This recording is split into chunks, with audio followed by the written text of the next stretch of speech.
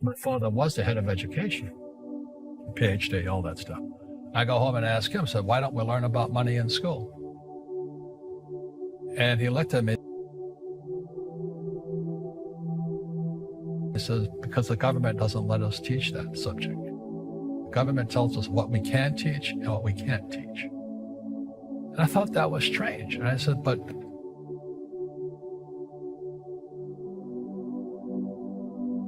aren't we going to school to learn about money? He says, no, your job is to get a job.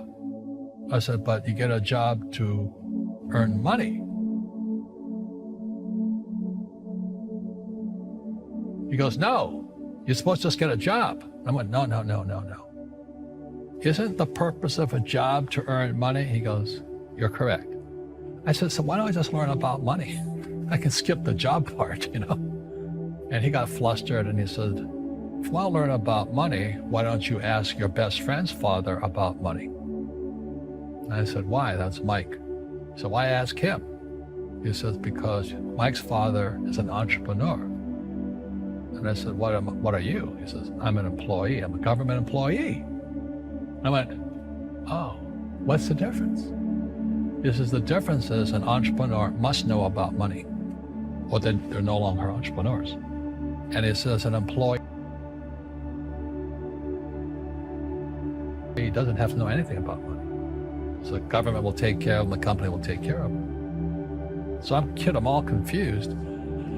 But I took my dad's advice and I trundled over to Mike's father's office and knocked on his door and I said, hey, I'm here, 9 years old. Teach me about money. He says, beat it, kid, But that's where the story of Rich Dad, Poor Dad started. And finally, through persistence, my rich dad started teaching me about money on one condition. And that condition was he would never pay me. He says, the moment I pay you, you think like an employee. He says, that's the trap. Entrepreneurs work for free. And now I'm 9 years old, my head's going cracking in half.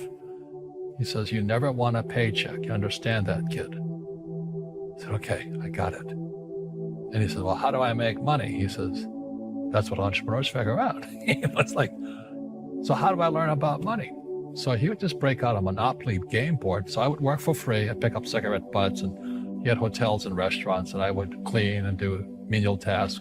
And as I got older, I started getting into office work and marketing and accounting. And I was an apprentice, basically, but I always worked for free. And he would teach me about money. But the way he taught me about money was playing Monopoly. And finally, one day I got upset. I said, well, when are you going to teach me about money? He says, what do you think we're doing? We're playing Monopoly. He goes, no. What do you think we're doing? We're playing Monopoly. He says, what do you think we're doing? So I don't know. I'm teaching you about money. And then that's when, you have one greenhouse. He says, there's many formulas for great success in money. There's thousands of them. But one of the best ones found in the game of Monopoly. It still is today. 4 greenhouses, 1 red hotel. I said, what? He says, one of the greatest ways to acquire great wealth is playing Monopoly in real life. 4 greenhouses, 1 red hotel. Well, is that all there is? He goes, that's it. And he says, what do you think I'm doing? And I went, I don't know. So then he took me out, he showed me his greenhouses.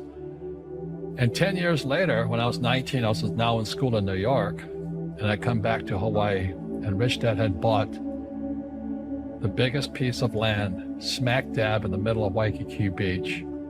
And when you go to Waikiki Beach today, you'll see the Hyatt Regency Hotel. That was his hotel. Just like the game of Monopoly. Just like the game of Monopoly. Acquired assets and they became bigger assets. He just kept what's called an assemblage, because that property wasn't that big at the time. So he had to buy out all the small guys. Because Waikiki was a little dirt water, little town. So he'd buy out this shop owner and buy that shop owner. And it took him a while, but he finally assembled this large piece of property. And then he and Hyatt put up this giant hotel. And it just sold for $800 million. So that's how I learned about money.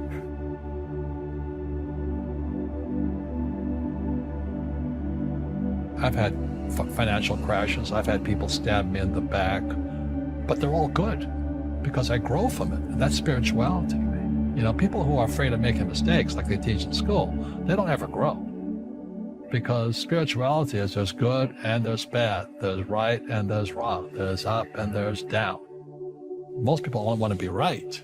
They only want to be positive. Well, you can't have that. That's not reality. Well, I wasn't poor by most people's standards, but I came from a family with a poor attitude, if you know what I mean.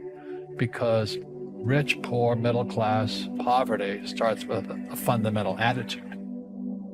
Poverty is passed on. It's taught in your families. And middle class is taught in families.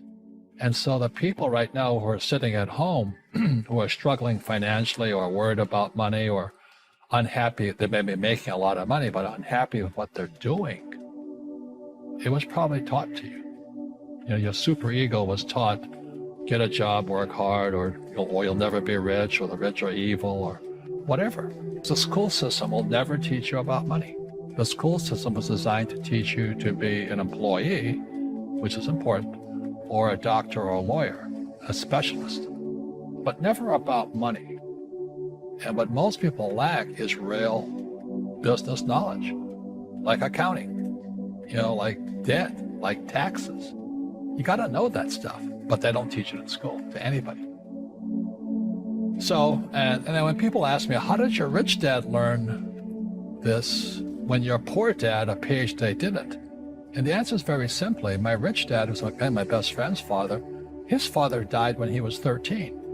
So his rich dad had this family business at 13 to run. So he had to drop out of school, which was his blessing. You know, there's blessings, and, you know, sometimes a blessing doesn't look like a blessing, but it turned out to be a blessing. And then his teachers became his bookkeeper, his accountant, his attorney, his banker, his real estate agents. So he has what I call real teachers, not these fake teachers in school. You see, most teachers in school, they're out of ethics. They teach subjects they themselves don't practice. The school system is actually teaching people to be poor. The school system will never teach you about money. The school system is designed to teach you to be an employee or a doctor or a lawyer, a specialist, but never about money.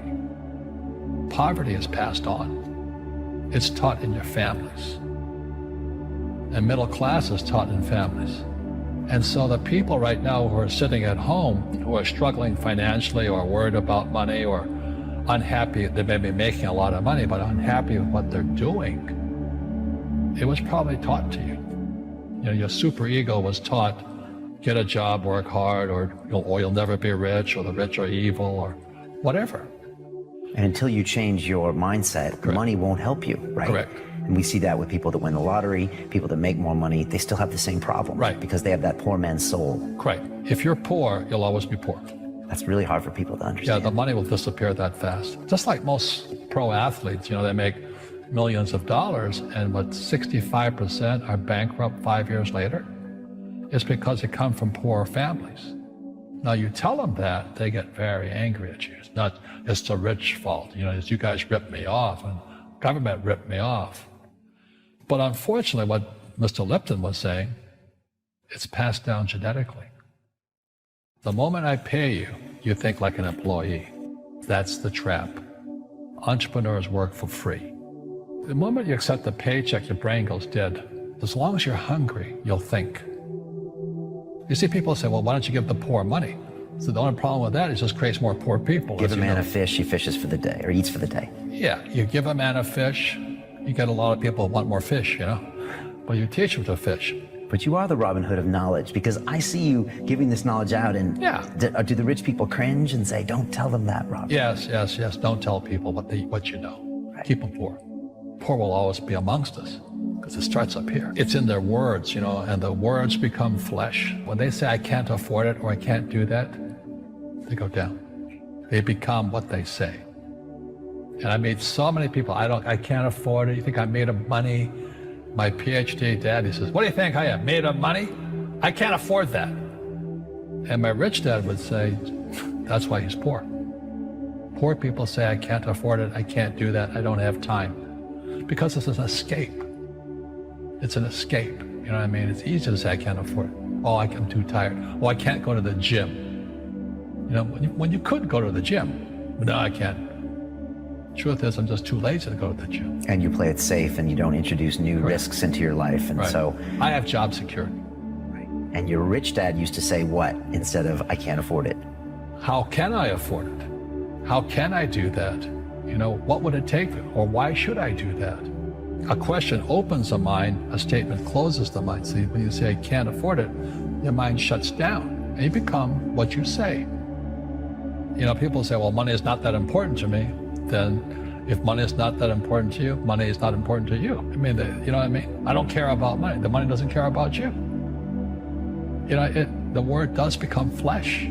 Or I'll never be rich. Or the favorite one is the rich are greedy. It's the poor that are greedy.